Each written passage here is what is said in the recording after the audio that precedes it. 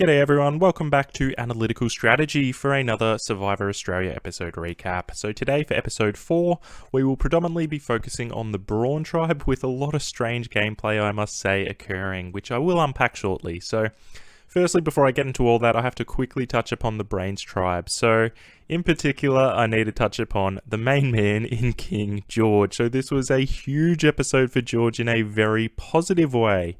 So for starters, from a television perspective, George is honestly holding up this season a bit, and specifically he is holding up the Brains tribe. Every scene in the Brains tribe is centered around George, from his dangleberries hanging out during an early morning yoga session, to escaping to go idol hunting in front of everyone. It all revolves around George. So obviously we must touch upon this idol hunting. So as George was looking for it and he was searching out in the open, Baden tailgated him and in turn ended up finding the clue to the idol. And to me it was a pretty obvious clue, stating it was in one of the arms hanging over some water. So George decides to play the ultimate reverse Uno card and tailgates Baden back, knowing he could have found the clue, and bam, George knows it's not MacGyver, it's Survivor, and he finds the idol himself. Absolutely huge. It was very surprising Baden couldn't decipher it straight away and look in one of the overhanging branches from the get-go. And it will be interesting to see if he will potentially inform his alliance that he believes George has that idol due to him looking in the same location.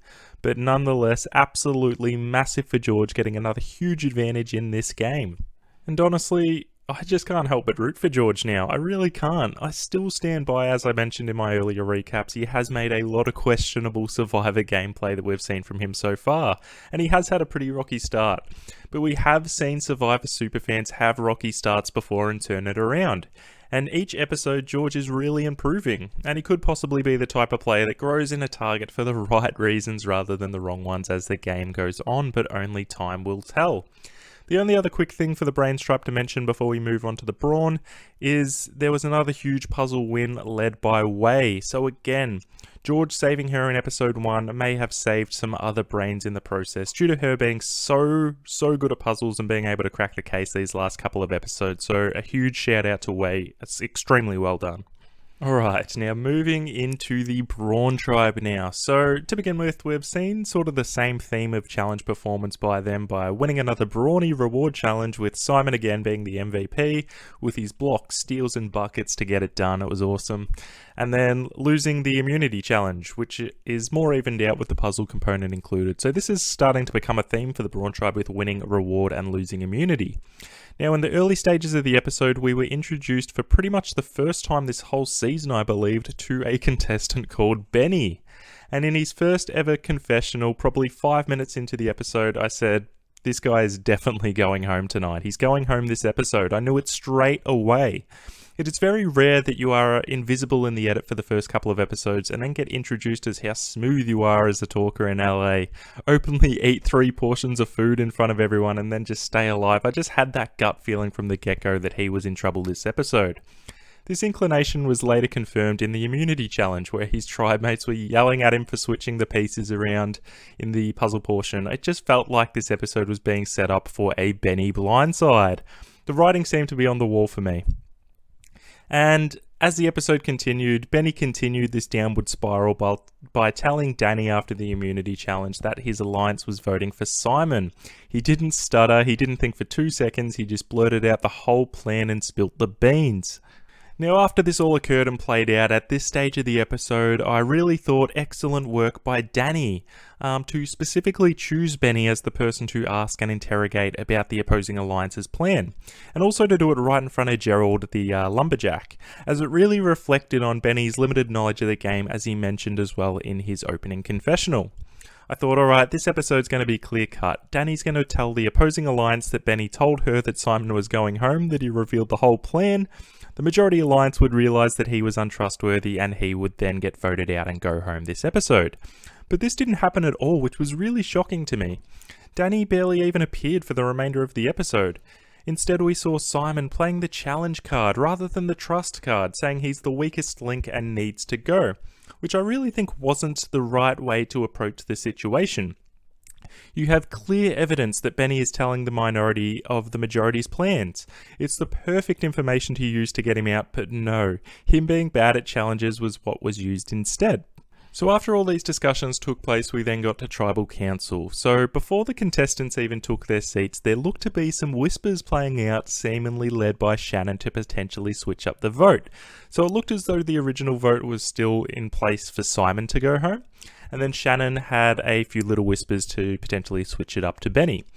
Now, to my knowledge, prior to Tribal Councils taking place, production shuts down all the chitter-chatter, they're not allowed to talk to each other, and then they transport them to Tribal Council. And during transit, the contestants are not allowed to speak during it to each other at all. So my guess is she changed her mind in between the conversations being shut down, and then during transit arriving at Tribal Council, hence why these whispers played out at the beginning of Tribal. So everyone sits down and then Tribal begins, again with the discussion about challenge performance, with I believe Big D mentioning Benny making some mistakes with the letters in the puzzle component of the challenge. Now instead of Benny owning up to it, even if it didn't necessarily cost them the win, I mean, the brains being better at puzzles is really what cost them the win overall, but he should really have just said, look, my bad, look, I'll do better in the future, my mistake, I really apologise. But instead he took no accountability for his actions and then continued to leak information about Simon being the one to feel the pressure and he's on the chopping block and he's the one clutching at straws. Benny then claims he's given up more than anyone else to be out there playing Survivor, which to me, it's an outrageous statement to make. People often quit their jobs, they leave their families at home, and they do risk a lot to be out there to play this game. You can't separate your experience from anyone else's, so again, a statement like that, to me, you really should never ever be saying that in Survivor. It is purely just offensive to the other contestants out there.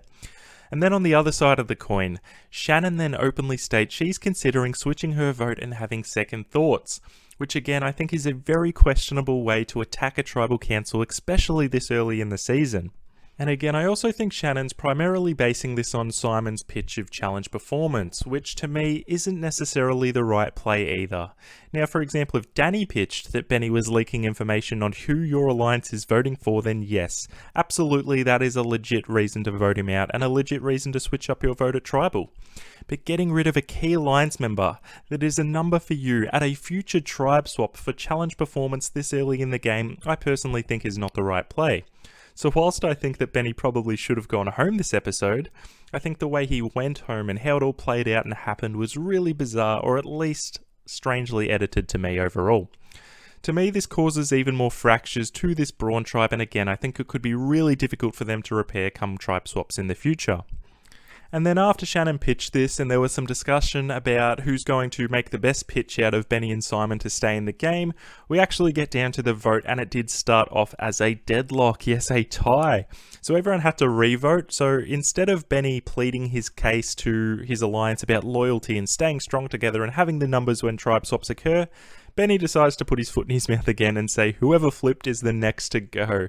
Mate, what on earth are you actually doing at this point? You have no vote, you have no power, and you're relying on these people to keep you in the game at this very Tribal Council, and you're trying to dictate future votes. It was absolutely bizarre but incredible to watch at the same time. Kez and Flick immediately eye each other off, and then they eye off Benny before the vote to show he's the main man that they want gone on the re-vote. And after that statement, it is bye-bye Benny boy, so he's the fourth person voted out of Australian Survivor this season. He really did have a very questionable episode, and even in saying that, there were probably only just a couple of things he could have tweaked and done differently to stay in the game.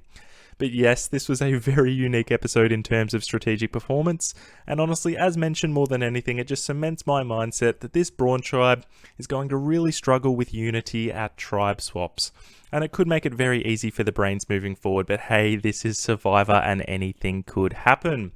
But that's it, that's all I have for you for today's recap. If you enjoyed this strategic breakdown, please consider subscribing to stay tuned for more recaps in the coming days and for the rest of the season. Thank you all very, very much for listening. This is Analytical Strategy and I am signing out once again. I'll see you on the next one. Bye for now.